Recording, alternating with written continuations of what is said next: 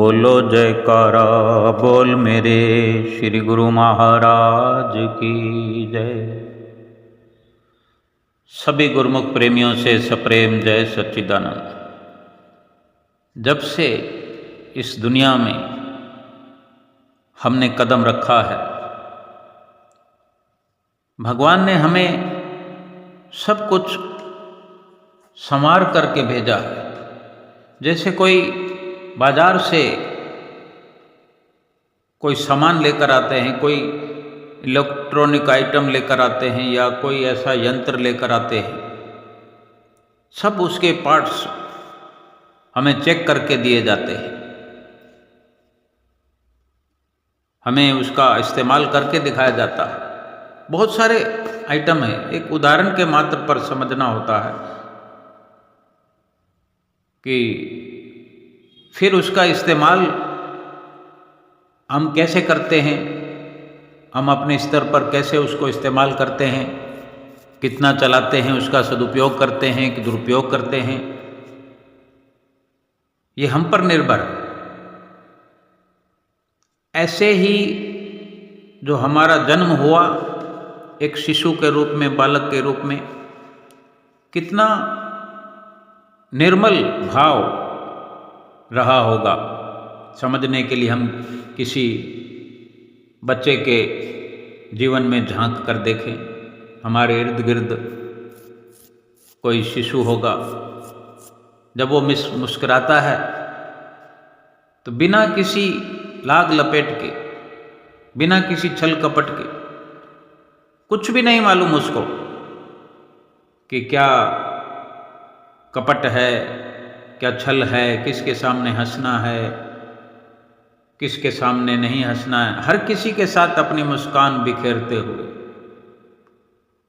और भीतर जो है, जो भगवान ने अपनी सारी व्यवस्था करके भेजा है, ये जो हम रोज रोज रोज सुमरन करो, भजन करो, संतों महापुरुषों की वाणियों का जिक्र करते हैं, सुरती को एकाग्र करो, अपने ध्यान को बाहर से समेट कर अंदर लाओ, तो क्या हमने सोचा है कि वो बच्चे का ध्यान कहाँ भटकता होगा? उस बच्चे के अंदर भी वही सारी व्यवस्था प्रभु ने करके भेजी हुई है। वही बच्चा बड़ा होकर के हम जैसा होता है।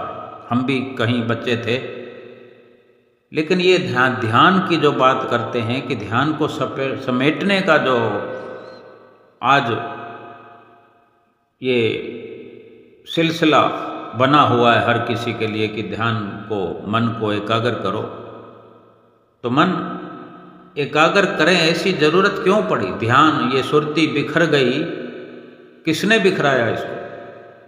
क्यों हमारी सुरती बिखर गई? जैसे कोई नादान बच्चा हो या कोई नादान दुकानदार हो, अपना सामान निकाल करके ऐसे ही लुटाता रहे और खाली कर दे, फिर तो वो दुकानदार रहेगा नहीं। दुकान तो रहेगी, लेकिन वो दुकान वाला तो नहीं कहलाएगा, क्योंकि माल ही नहीं है। हाँ, दुकान जरूर है।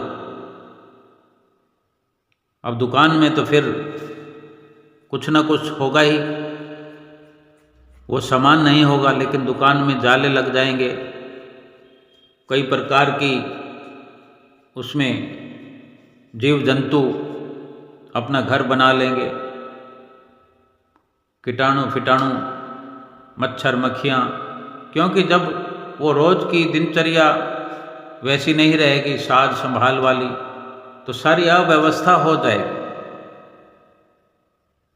और फिर अगर उस दुकान को भरना हो, अगर व्यवस्था पहले जैसी करनी हो, तो कितनी मुश्किल होगी एक एक सामान को जुटाने के लिए, व्यवस्था करने के लिए। लेकिन उसी सामान को जब दुकानदार भरी हुई दुकान को हिसाब से बेचता है, 10 रुपये की वस्तु को 12 रुपये में बेचता है, तो वो 12 रुपये में 2 रुपये उसकी कमाई भी हो जाती है, 2 रुपये की कमाई में वो अपना गुजर बसर भी करता है, टूट फूट भी बर्दाश्त करता है, और वो 10 रुपये उस सामान के लिए रख छोड़ता है, क्योंकि वापस वहीं वो सामान लाकर रखता है।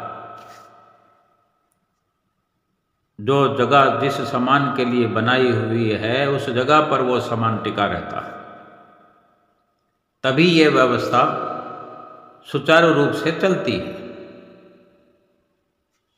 ऐसे ही जब वो बच्चा व्यवस्थित ढंग से प्रभु की देख रेख में आया है, फिर माता पिता की देख रेख में आ गया है, धीरे धीरे जब बड़ा होता है, तब उसके भीतर जो ध्यान है, ध्यान का खजाना है।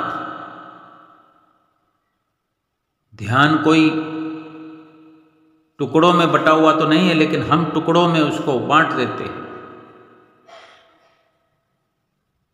कोई ऐसे भी होते हैं जो ध्यान एक ही जगह करते हैं, लेकिन कोई अपनी मर्जी है कि किसी को अगर कोई सामान मिले तो वो पूरा का पूरा इस्तेमाल ना करे, बांट दे। ध्यान हमारे भीतर रहने वाली वस्तु है, भगवान ने रख के भेजा। लेकिन जैसे जैसे हम बड़े होते गए, हमारा ध्यान जो है बाहर बंटता गया। बचपन में खिलौनों की तरफ ध्यान बटा, माता पिता की समझ आई, भाई बहनों की समझ आई, थोड़ा थोड़ा ध्यान बंटता गया। घर से बाहर कदम रखा, स्कूल गए, ध्यान बटा, कौन मास्टर है, कौन स्कूल के सहपाठी दोस्त हैं। इस प्रकार दायरा बढ़ता गया और ध्यान बंटता गया। थोड़ा थोड़ा ध्यान सब में बढ़ते बढ़ते बढ़ते बढ़ते ये ध्यान की दुकान तो खाली होने लगी। ध्यान की दुकान खाली होने लगी और उस दुकान के भीतर वो फैला हुआ ध्यान अपने मित्रों की ओर, बच्चों की ओर, खिलौनों की ओर, जितनी समझ रिश्ते नातों की आने लगी उनकी ओर जो ध्यान बढ़ता रहा, उन्हीं के ख्याल फिर अपने अंदर ध्यान के द्वारा दाखिल होते गए। वो तस्वीरें एकत्र होती गई, ढेर लगता गया। यानी कुल मिला के कहें कि संसार सारे का ध्यान हमारे भीतर बसते बसते बसते बस गया और ध्यान हमारा पूरे संसार में फैल गया। अब चाहे न भी हो, लेकिन ध्यान का एक स्रोत, जो ध्यान का खजाना इतना बड़ा है क्योंकि जितना चाहे दायरा बढ़ा लो, इस पर कोई अंकुश नहीं। ये छूट हमें भगवान की तरफ मिली हुई है। चाहे तो इसको हम आज हम देखें कि हमारे ध्यान का दायरा कितना बड़ा हुआ है, कितना बढ़ा रखा है हमने इसको। और आज हमें 20 जगह ध्यान और बढ़ाना है। आज अभी का भी थोड़ी देर में, मिनटों सेकेंडों में 20 घर और बना लेंगे। किसी मित्र की ओर ध्यान बढ़ाना है, इतने मित्र हैं, एक मित्र और बन जाएगा। कहीं कम क्या कहीं ज़्यादा, चलो होता रहता है, लेकिन गिनती तो हो गई ना 20 जगह। एक दोस्त बन गया, एक हमने दुकान खरीद ली, हमने कोई ज्वेलरी खरीदनी है, उसकी व्यवस्था करनी है तो ध्यान बट गया। सुनार की दुकान दिखने लगेगी जहाँ हम आए दिन जाया करते हैं, उसकी तरफ ध्यान, भाई कल जाना है, परसों जाना है, थोड़े पैसे इकट्ठे हो जाएं। थोड़ी देर पहले तक जितना हमारा ध्यान बटा हुआ है, अब ये 20 जगह और ध्यान बढ़ाने की बात है, ध्यान को बांटने की बात है। कल हो सकता है हम 100 जगह और बढ़ाएंगे। ये सिलसिला चलता रहता है। और फिर जहाँ हमारा दिमाग काम नहीं करता तो हमारे पास कंप्यूटर है, मोबाइल है, बही खाते हैं, मुनीम हैं, ये सब लिखते रहते हैं कि हमने कहाँ कहाँ क्या करना है। वो ध्यान का पसारा तो हमारा ही है ना, हम कम नहीं करना चाह रहे, हम बढ़ा रहे हैं। कोई सामान लेना है, कहीं कोई रिश्ता बन गया है ब्याह शादी का बच्चों के लिए, फिर उस रिश्ते में 4-6 लोग जुड़ रहे हैं। ये देखते ही देखते कितने ध्यान हम रोज़ के रोज़ अपने बढ़ाते जा रहे हैं, कोई सामानों में, रिश्तों में, कुटुंब परिवारों में, और वो सब की सब मूर्तियां अपने अंदर ला के रखी हुई है। ध्यान का खजाना लगभग हमने खाली कर दिया है, जबकि वो ध्यान भीतर का भीतर रखने के लिए था, भीतर उस परमात्मा की ओर ये ध्यान जोड़ने के लिए था। हमने वो ध्यान संसार में जोड़ दिया, फैला दिया। अब यही इशारा फिर हमें आज बार बार सुनना पड़ता है, क्योंकि संतों महापुरुषों की शरण हमने अपना ली है। इसलिए ध्यान की बात को समझना जरूरी है। हम सुनते हैं कि सुरती बिखर गई है, जो ध्यान बिखरा हुआ है इसको समेट करके अपने अंदर लाना है, यानी अंदर की वस्तु है ये ध्यान, ये मन। और आजकल का वक़्त ऐसा है कि कुछ अधिक ध्यान फैल रहा है बार, क्योंकि आडंबर बढ़ रहे हैं। ये कलयुग का एक दृश्य है। हम रोक भी सकते हैं जब इस तरह की चर्चा होती है, तो ध्यान को समेटने की बात या ध्यान को रोकने की बात ही हम करते हैं। संत महापुरुष जो कहते हैं कि अपने ध्यान को समेट कर अपने भीतर इकट्ठा करो, अब कैसे करें? ध्यान जब फैला तो हमें मालूम नहीं पड़ा कि ध्यान को हमने अंदर रखना है, ये समझ नहीं थी। हमने तो यही समझा कि हमने सारे संसार को अपने घर में लाना है, संसार में आए हैं तो संसार को भोगना है। ये तो जब इसी फैले हुए ध्यान के कारण, इसी संसार को पाने की तमन्ना के कारण जब दुखी होने लगे और हर वक्त सिर पर दुख मंडराने लगा, दुख की बोली बोलने लगे, दुख के हर वक्त आसार बने रहने लगे, फिर हमारी पुकार भी हुई, कुछ तलाश हुई, सतगुरु कृपा का रूप बनकर हमारे जीवन में आए। कोई पिछले पूर्वले जन्म के कर्म उजागर हुए जो हमें सतगुरु की चरण शरण नसीब हुई, और हमें फिर ये नित्य का सुनाना हो गया कि अपने ध्यान को एकाग्र करो, मन को एकाग्र करो, सुरती को बिखेरो मत। तो इसके लिए समझने की बात बेशक हर कोई समझदार है, सभी गुरमुख प्रेमी समझदार हैं, भागों वाले हैं, नसीबों वाले हैं। फिर भी मिल बांट करके सतगुरु का ये प्रसाद, संतों महापुरुषों की वाणियाँ जो सुनने को मिलती है, संतों महापुरुषों से जो वचन सुनने को मिलते हैं, मिल बांट करके प्रसाद रूप में ग्रहण करते हैं और लाभ प्राप्त करने की कोशिश करते हैं। पहले अपने सुरती को, अपने ध्यान को और अधिक फैलने से रोकना है कि अब फैलाना नहीं है, अपने ध्यान को समेटना है, बटोरना है और वापस अंदर लाना है। अगर ये समझ में आ गया कि हम कभी न कभी ध्यान को अंदर लिए हुए थे और जैसे जैसे हम बड़े होते गए हमने ध्यान को खुद बाहर बिखेरा है, ये समझ में आने लगे, तो फिर ध्यान को समेटने में भी आसानी होगी और हम अपना ध्यान समेट कर भीतर ला सकेंगे। अब समेटने के लिए जो क्रिया है, हम देखें कि हमारा कहाँ कहाँ ध्यान है। सुबह से लेकर रात तक कुछ इस प्रकार से हमें शामिल होना है इस कार्यक्रम में। हमने मुख्य अंग बनाना है इसको कि हमने कैसे अपने ध्यान को समेटना है। सतगुरु की शरण मिली हुई है, सतगुरु की प्रसन्नता प्राप्त करनी है, उनके वचनों पर पालना करनी है, तो हम केवल अपने तरीके का विस्तार कर रहे हैं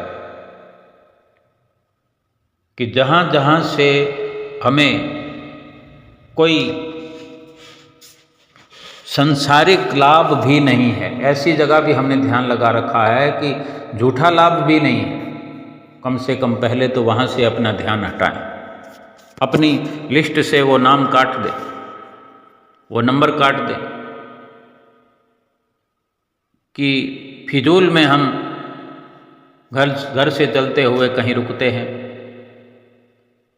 किसी की चाहना पर हम विचार करें कि क्या बिना रुके हम आगे नहीं चल सकते। अगर चल सकते हैं तो वो नाम काट दे।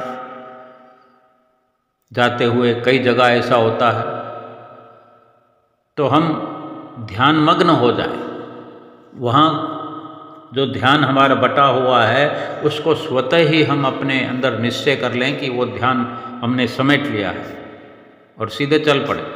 जहाँ बात करते हैं वहाँ केवल सलाम ठोकते हुए ही आगे चल पड़े, मुस्कुरा कर चल दे। वक्त बचेगा और अपनी जो सुरती है वहाँ से हटेगी तो फिर कहीं ना कहीं तो लगेगी ना। वो अपने अंदर एक केंद्र बिंदु जो सतगुरु हमें समझाते हैं, वो सतगुरु को अपने भीतर मस्तक पर विराजमान करने का एक एहसास बन जाए, उसको उस ध्यान की ओर हम अपना समय और समय से अधिक हमारा ध्यान जोड़ने की हम कोशिश करते रहे, चलते फिरते हुए भी, किसी से मिलते हुए भी, किसी से बातचीत करते हुए भी सतगुरु का एक ऐसा हल्का एहसास बना रहे। और कितने लोगों से बातचीत होती है, टटोल कर देखें। हम अमूमन लोगों से मिलते हैं, मिल बैठ के बातचीत होती है, लोग हमसे मिलने आते हैं, मिल बैठ के बातचीत होती है। एक मन के अंदर विचार चलता रहे, कोशिश जो हमने अपने भीतर ध्यान को एकाग्र करना है, सतगुरु का जो हमने ध्यान शुरू किया है, बातचीत करते हुए ध्यान रहे कि क्या बातचीत को हम थोड़ा कम कर सकते हैं। अगर 15-20 मिनट बात होती है या अनलिमिटेड बात होती है तो हम एक अंदर से उपरामता करें कि ये बातचीत कम हो जाए, इसका कोई लाभ नहीं है। और वास्तव में करोड़ों की भी डील हम कर रहे हों, 1 घंटे की मीटिंग हो तो हम आधे घंटे की मीटिंग में भी करोड़ों की डील कर सकते हैं। करोड़ कहीं नहीं गए, लेकिन उस ध्यान को बचा करके हम अगर सतगुरु के छवि का ध्यान हम बढ़ाएंगे तो वो करोड़ों की डील सफलतम जल्दी हमें लाभ की ओर अग्रसर करेगी। लेकिन हमारा मकसद हो जाए कि हमने ध्यान को समेटना है, समय को बचाना है। वो समय, वो ध्यान, वो चित्तवृत्तियाँ सतगुरु की छवि को निहारने में, सतगुरु का स्मरण करने में बहुत कुछ हमें लाभ इस दुनिया से मिल सकता है, इस दुनिया में रहते हुए मिल सकता है, इस ध्यान के द्वारा। कितने ही रिश्तों में हमारा ध्यान बटा हुआ है। कभी ना कभी संसार के हर कोने में फैले हुए इस ध्यान से कोई ना कोई मुसीबत ही निकल कर आएगी।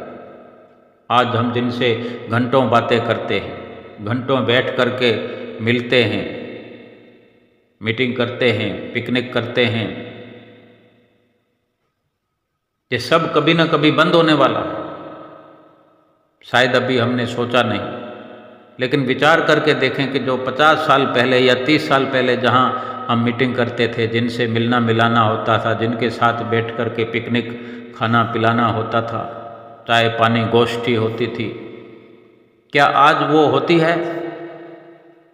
और ऐसे बहुत सारे जीवन के पहलू हम खंगाल कर देखें, कुरेद कर देखें कि ज्यों का त्यों वातावरण बना हुआ है या रोज कोई न कोई नई शक्ल अख्तियार हो रही है। इस लिहाज से हम विचार करें कि जब किसी भी तरह, किसी भी जगह फैले हुए ध्यान में, किसी भी बने हुए रिश्ते में कोई परिपक्वता नहीं है, चाहे कैसा भी हो, बहुत बड़ी बात हम कहते हैं कि ये दुकानदारी की बात है, ये बिजनेस की बात है, ये वो बात है, ये वो बात है, लेकिन बात तो एक ही है। इस दुनिया में हम ये वो सब ये बातें करने के लिए थोड़ी आए। इस दुनिया में जीवन को सफल करने आए। जीवन तो इसीलिए मिला है। इस ध्यान को अपने भीतर संजो कर रखते हुए जो भी हम कार्रवाई करें वही सफल जीवन है। लेकिन ध्यान को तो हम बाहर लगा बैठे हैं, भीतर के लिए तो कुछ भी नहीं हमारे पास। भगवान हमारे अंदर है, परमात्मा भी अंदर है और आत्मा भी अंदर है। 50 साल हो गए एक दूसरे से मिले नहीं, इसीलिए कि वो ध्यान, जिस ध्यान के माध्यम से आत्मा और परमात्मा का मिलन होना है, वो ध्यान तो बाहर बिखरा हुआ है। वो ध्यान, वो मन, वो तो बाहर भागा फिरता है, 7 समुंदर पार फैला हुआ है। आज अगर 2, 3, 4 हजार किलोमीटर दूर दंगे फसाद हो रहे हैं, बम फूट रहे हैं, मिसाइलें चल रही हैं, अगर ध्यान हमारा वहाँ लगा हुआ है तो अनजाने लोग, अनजाने शहर, अनजानी जगह हमारे मस्तक में घूमने लगती है। टीवी के माध्यम से, मोबाइल के माध्यम से उनके दृश्य देख करके वो हमारे दिल में जगह बना लेते। ध्यान हमारा वहाँ 7 समंदर पार पहुँच जाता है। वहाँ से बम के गोले जलते हुए, जलती हुई आग उठा लाता है और अपने हृदय में प्रवेश हो जाती है। हमारा हृदय जलने लगता है। ये ध्यान का असर है। क्यों हम अपने इस ध्यान को परमात्मा से दूर किए हुए हैं, आत्मा से दूर किए हुए हैं? अपनी आत्मा का ध्यान नहीं है, परमात्मा का ध्यान नहीं है, सारी दुनिया का ध्यान लगाकर बैठे हुए हैं। क्या मिलेगा उससे? सुबह उठते ही ध्यान 7 समंदर पार, सुबह उठते ही सोने का भाव, चांदी का भाव, सुबह उठते ही बिजनेस की बात। उठना उठाना भी देर दबेर से होता है। जल्दी भी उठें तो फिर क्या, काम तो वही करना, बिजनेस, दुकान, नौकरी। सुबह से अपनी चित्तवृत्तियों को कहीं से रात भर सिमट कर ध्यान जो अपने भीतर आ भी जाता है, सुबह उठे कि फिर उसको फैलाना अपनी अपनी। जाओ भाई, तुम्हारी जगह तो बाहर है, वहीं बाहर ध्यान को अगर आ भी जाए अंदर, अमूमन तो ऐसा होता नहीं। रात को 2 बजे भी नींद खुल जाए तो वही दुकानदारी और वो बिजनेस और वो तरक्की, वो दुनिया, वो सब खबरें, वो रिश्ते, वो नाते, वो चिंता, वो फिक्र, वही दृश्य 2, 4, 5 मिनट में भरपूर हो जाता है। वापस नींद नहीं आती। ये केवल सतगुरु के मिल जाने पर, सतगुरु की नसीहत के बाद हमारी जिम्मेवारी कुछ इस प्रकार की जब हम समझ लेते हैं कि ये ध्यान का केंद्र जो है हमारे भीतर है और हमने जो ध्यान को बाहर फैला रखा है, ध्यान को समेटना ही होगा। कोई अपना नहीं है दुनिया में। सबसे बड़ी भूल हमसे यही हो रही है। ये जो ध्यान का केंद्र हमने बाहर पूरी दुनिया को बना रखा है, जगह जगह ध्यान को बांट रखा है। ये बहुत बड़ी भूल हमसे ये हो रही है कि सबको हमने अपना समझ रखा है। जो जड़ सामान हैं, जड़ वस्तु हैं, जिनमें कोई श्वास नहीं है, केवल रखे हुए सामान हैं, उनमें भी हमने ध्यान अटका रखा है। और अंदर जो हमारा परमात्मा विराजमान है, सतगुरु से शरण हासिल करने के बाद में, नाम हासिल करने के बाद में, वही नाम जो भीतर हमारे हृदय में प्रवेश कर गया है, लेकिन उस नाम की ओर भी हम ध्यान नहीं लगा पा रहे। आज इतने वर्ष हो गए, अभी अपने आप को जानने की हम कोशिश नहीं कर पाए। ध्यान के बिना ये मुमकिन नहीं है। हम सुबह से लेकर रात तक यही अगर निश्चित तौर पर अपना फर्ज समझते हुए, कर्तव्य समझते हुए कि हमने अपने ध्यान को जल्दी से जल्दी बटोरना है, मिनटों सेकंडों में बटोरना है, एक होड़ लग जाए, एक लगन हो जाए, ये समझ आ जाए कि कोई अपना नहीं है दुनिया में। बहुत दूर दूर तक हम ध्यान फैलाए हुए हैं। हमारे आसपास, हमारे नज़दीक से नज़दीक जो भी हैं, नज़दीक को छोड़ो, जो शरीर हमारा है, इस शरीर पर जो हम अपना ध्यान बटाए हुए हैं, ध्यान लगाए हुए हैं, ये भी अपना नहीं है। इससे भी ध्यान हटाना है हमको। बाकी फिर क्या रहेगा? घर परिवार, रिश्ते नाते, इनकी फिर क्या बात करें? कर्तव्य सब जगह निभाना है। बड़ों का आदर करना, छोटों को प्यार करना, अपने अच्छे कार्यों से सबको अवगत कराना, मीठी वाणी बोलना, ये अपने नित्य कर्म में हो, सतगुरु के दिशा निर्देश पर चलना। लेकिन ध्यान कहीं पर जोड़ना नहीं, क्योंकि यही सबसे बड़ा दुख का कारण है कि ध्यान जहाँ जुड़ गया, वहाँ पर कुछ ना कुछ तस्वीर अवश्य बदलती रहती है। क्योंकि संसार जो है, संसार के रंग बदलते रहते हैं। जहाँ ध्यान जुड़ेगा, वहाँ पर जब भी बदलाव होगा, वो सुख और दुख हमारे विचलित होने का कारण बनेगा, हमारे दुखी होने का कारण बनेगा। दुख भी हो सकता है, सुख भी हो सकता है, लेकिन वो सुख ऐसा नहीं है कि हमें माला माल कर देगा। वो सुख भी पीछे दुख ही लेकर आता है। सुख आएगा, फिर दुख आएगा, फिर सुख आएगा, फिर दुख आएगा। न सुख काम का है, न दुख काम का है। ये सतगुरु की वाणियों से जो हमें मिलता है इशारा कि अपने भीतर ध्यान की एकाग्रता जो है, भजन सुमरन में, नाम में, जो हम शब्द में जो अपना ध्यान लगाते हैं, सतगुरु की छवि में जो ध्यान जोड़ते हैं, बस यही सुख है। यहाँ दुख कुछ भी नहीं है। जहाँ सुख है और दुख है, दोनों हैं। जहाँ दिन है रात है, जहाँ अच्छा है बुरा है, ये सब जन्म मरण के हेत है। ये मारने वाले हैं, मिटाने वाले, ये नाशवान है। जो भीतर शब्द की ओर ध्यान लगाना है, शब्द की ओर जो अपनी सूरत को जोड़ना है, सतगुरु के छवि का जो ध्यान करना है, अपनी आत्मा की जो पहचान करना है, इस प्रकार की जो ध्यान की एकाग्रता है, इससे जो सुख मिलता है, संतोष मिलता है, इनमें कोई इसका दूसरा पहलू नहीं है। केवल सुख है, वहाँ दुख नहीं है। क्योंकि दुख और सुख जो है, ये झूठे संसार में सुरती भटकने से, ये लोक लुभावन दृश्य जो हैं, ये माया के लुभावने दृश्य हैं कि जैसे कोई जुआरी जुआ खेलने के लिए उत्साहित करता है तो पहले थोड़ा लाभ दिखाता है। थोड़ा थोड़ा लाभ दिखाते दिखाते बहुत बड़ा नुकसान हमें फिर हमारे खाते में डाल देता है, जो जिंदगी भर हम पछताते हैं, पछतावा होता है, संभल नहीं पाते हैं।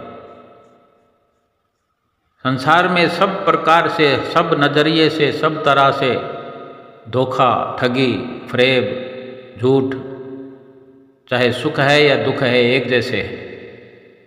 इनसे ऊपर उठना, यानी जिसकी सुरती, जिसका ध्यान बाहर से सिमट कर अंदर हो गया, आंखें तो खुली रहेंगी, संसार को तो देखेंगे, संसार वालों से व्यवहार भी करेंगे, लेकिन ये समझ आ जाएगी, जब ध्यान वहाँ से हट जाएगा तो ये समझ आ जाएगी, ये मेरा अपना, इनमें कुछ भी नहीं है, मेरे अपने, मेरे भीतर मेरे परमात्मा, मेरा जो सतगुरु का बख्शा हुआ नाम है, जो शब्द है, वही मेरा अपना है, वही मेरी पहचान है, वही मेरा रक्षक है। उसी की कमाई में हर वक्त फिर हम लगे रहेंगे। बाहर अपने ध्यान को फिर हम चाहें तो भी नहीं भटका पाएंगे, क्योंकि एक बार समझ आ जाए, अपनी असलियत की ओर हम जुड़ जाएं, आत्मा की पहचान हो जाए, परमात्मा से ध्यान जुड़ जाए, एक बार ये समझ में आ जाए तो फिर वो ध्यान वहाँ से चाहें तो भी हटता नहीं है। इसलिए प्रयास यही हम करें कि ये जो वक्त है बहुत सुंदर है, खूबसूरत है, क्योंकि सतगुरु की हम पर असीम कृपा है, उनका असीम प्यार है हम पर। वे हमें हर वक्त भक्ति की ओर अग्रसर कर रहे हैं और ध्यान की एकाग्रता का मार्ग बता रहे हैं, और हम अपने ध्यान को बाहर से समेट करके अपने भीतर करते हुए अपने असली खजाने को, असली सुख को, सच्चे लाभ को प्राप्त करें, और इसी असली लाभ को प्राप्त करते हुए जीवन सफल करें। बोलो जयकारा बोल मेरे श्री गुरु महाराज की जय।